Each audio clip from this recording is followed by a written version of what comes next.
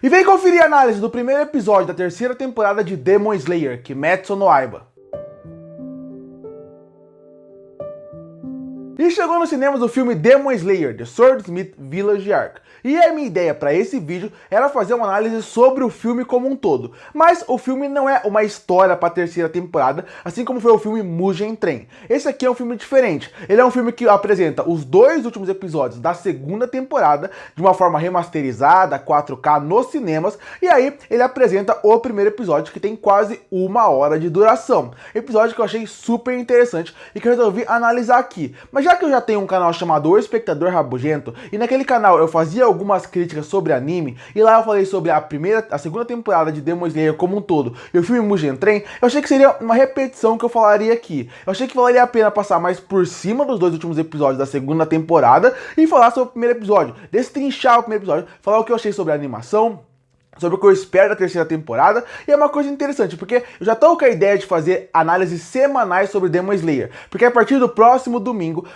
vai lançar o anime do Demon Slayer, a terceira temporada, e eu vou fazer análise sobre cada episódio, falar o que eu tô achando sobre o desenvolvimento da história, como tá a animação e como tá o desenvolvimento de personagem. Então, em vez do próximo domingo, na segunda, ser análise do primeiro episódio, eu já faço essa análise aqui, nesse aqui, já que eu já vi o primeiro episódio que passou no final do filme, né, que foi uma parte grande do filme, foi a segunda parte do filme, posso dizer assim. Mas vamos começar falando sobre os dois últimos episódios da segunda temporada. 10 episódios que eu já tinha gostado na temporada em si. Foram episódios bem feitos, bem animados e que mostram a maior qualidade que Demon Slayer tem pra mim, que seria a sua animação. Claro, muita gente foi atrás do anime pela animação muito bem feita, muito fluida e que é de encher os olhos, mas também pela violência gráfica que o anime tem. Além disso, ele tem um enredo muito interessante e ele também tem núcleos que chamam a atenção pela forma e pelo potencial que eles têm ali. Mas não tem como negar que Demon Slayer, o que chama a atenção mesmo, o que enche os olhos, é a excelente animação que ele tem na primeira e na segunda temporada. Como ela é fluida, como ela é bem feita, como ela é bem produzida. Então, essa animação que já era boa pra ver na tela do computador ou na sua TV na temporada normal, ficou melhor ainda na tela grande. Porque eles não só jogaram os dois últimos episódios na tela grande, eles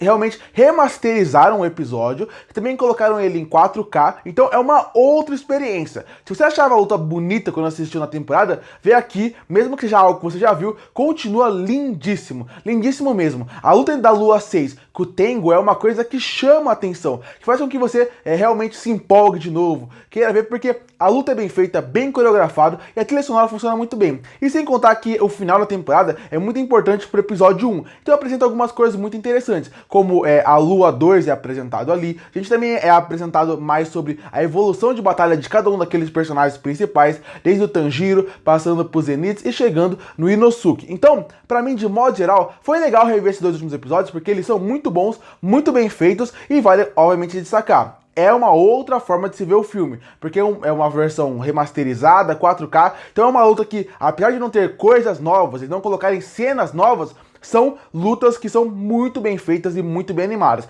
Ver no cinema valeu a pena. E aí a gente chega no primeiro episódio da terceira temporada, que é o que eu quero fazer análise aqui. Eu acho que o episódio já começa da forma certa como tem que começar, que seria apresentando algo novo. Porque normalmente quando começa uma outra temporada de um anime ou de uma série de TV, eles tentam fazer algo mais tranquilo, mais leve, exatamente porque o primeiro episódio é mais uma transição, mostrar como estão os personagens e como a história vai fluir a partir dali. E eles poderiam começar já mostrando o que aconteceu com o Tanjiro pós a luta, mas não foi isso que eles fizeram.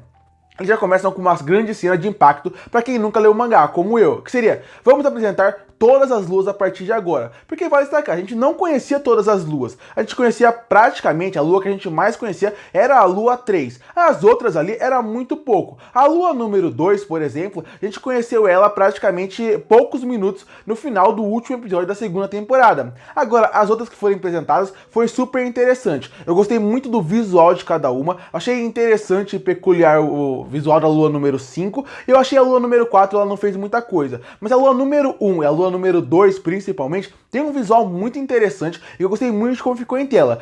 Outra coisa super interessante que eles apresentaram aqui foi como funciona o universo dos Onis como um todo. Porque a gente nunca tinha visto como funcionava o mundo deles. A gente tinha visto de relance, tinha visto em poucos momentos, mas nunca foi a fundo, pelo menos no anime. Não sei se no mangá já tinha explorado e no anime eles fizeram diferente, mas no anime, pelo menos, eles não tinham mostrado. Então, toda essa sequência inicial é, primeiro, muito bem animada, que chama muita atenção, e eu saí do cinema pensando, eu queria ter visto um episódio inteiro só daquela discussão entre as luas, porque a dinâmica delas é muito interessante. Eu também queria ter visto mais daquele mundo, daquele universo, porque tem coisas muito legais ali e que obviamente só são mostradas de relance e que eu acho que tem sim um potencial inteiro de um universo à parte de ser explorado. Teria pra você fazer um spin-off de Demon Slayer só dentro desse mundo para mostrar como ele é interessante. Então, a parte inicial da animação da Lua 3 chegando e ela realmente mostrando, meio que fluindo sobre o ambiente, mostrando como ela funciona, é super interessante.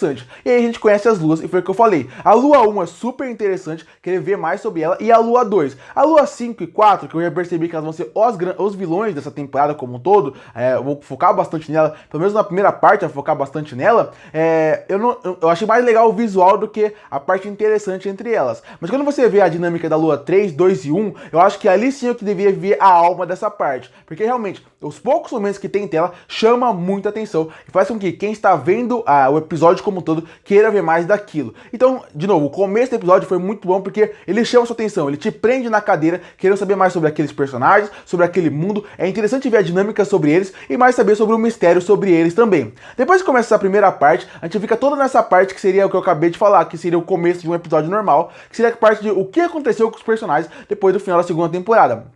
Eu também queria elogiar algo super criativo que esse episódio tem, que é, não vamos focar nos personagens que a gente já conhece narrando a situação. Vamos colocar um outro personagem que trabalha pros Hashiras e que normalmente cuida dessa parte mais da limpeza do lugar, do pós-batalha. Algo super interessante, super criativo, que eu acho que não vai voltar mais pra temporada, mas que eu achei super legal. Ver essa dinâmica de ele cuidando dos machucados, ele cuidando dos destroços, como fica a cidade depois daquilo. É uma ideia muito boa e uma piada que funciona muito bem. E falando em piada, eu queria elogiar muito a dublagem nacional, porque eu assisti o filme dublado, porque a única sessão que tinha legendado era 9 horas da noite, então por isso eu resolvi assistir mais cedo dublado. E eu não tinha visto nada do Demon Slayer dublado até hoje. E eu gostei muito, achei incrível a dublagem brasileira. Eu acho que de modo geral eles sempre acertam quando se fala de animes dublados. A maioria das vezes, dificilmente, eles erram e eles acertam em adaptações, acertam em como funciona a linguagem. Mas eu queria elogiar o dublador do Inosuke. Eu achei que ele foi muito bem. E as adaptações que eles fizeram para esse personagem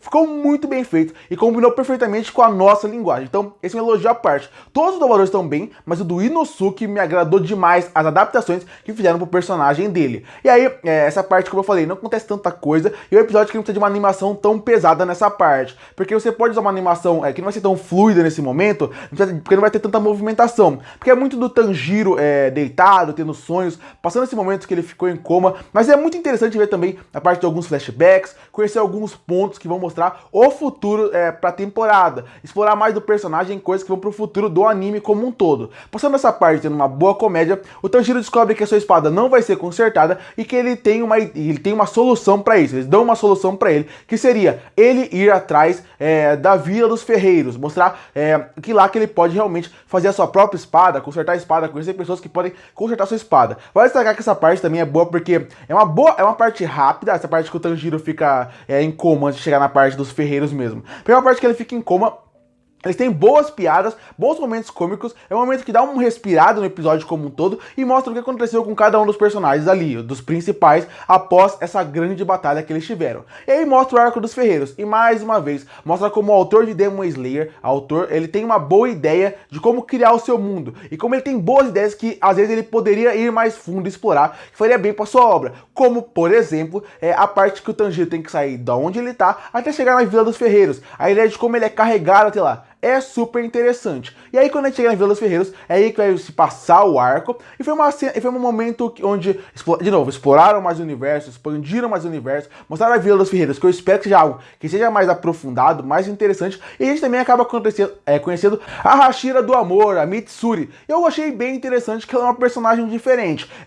Não é uma personagem que me cativou de primeira a querer saber mais sobre ela. Eu acho que ela pode, claro, apresentar coisas interessantes, mas ela não me cativou a personagem como um todo de primeira, de querer saber mais sobre ela, mas é legal conhecer os outros Hashiras. Eu acho que isso é super importante realmente, ir conhecendo aos poucos cada um, até porque assim você consegue dar tempo pra gente conhecer cada um e desenvolver cada um ao seu tempo. A Vila dos Ferreiros é algo que me chamou a atenção, também não é algo que super me empolgou. A ideia inicial dele ir pra uma Vila de Ferreiros, saber como é a origem das espadas, as histórias com potenciais ali me chamou a atenção. Quando ele chegou na vila, eu achei que o visual da vila é bem modesto, e tudo bem, não é algo que precisava ser super grandioso, até porque é algo escondido, mas mesmo assim, eu acho que poderia ser algo mais grandioso, chamar mais atenção, de brilhar quando você vê, assim como ele mesmo fala, é muito maior do que eu imaginava. Eu acho que eles poderiam criar a fala, não ser só a fala, realmente a gente vê e achar essa grandiosidade que, por exemplo, eu não achei. E a Hashira, como eu falei, é legal conhecer novas Hashiras, é legal conhecer uma nova, mas ela em si, ela não me cativou como um todo pra querer ver mais essa personagem. Quero ver ela em batalha, quero ver como é que ela funciona, mas mesmo assim eu digo que a parte de só olhar pra ela de primeira e cativar, eu acho que não cativou tanto, porque ela não mostrou tanta personalidade de primeira pra gente conhecer.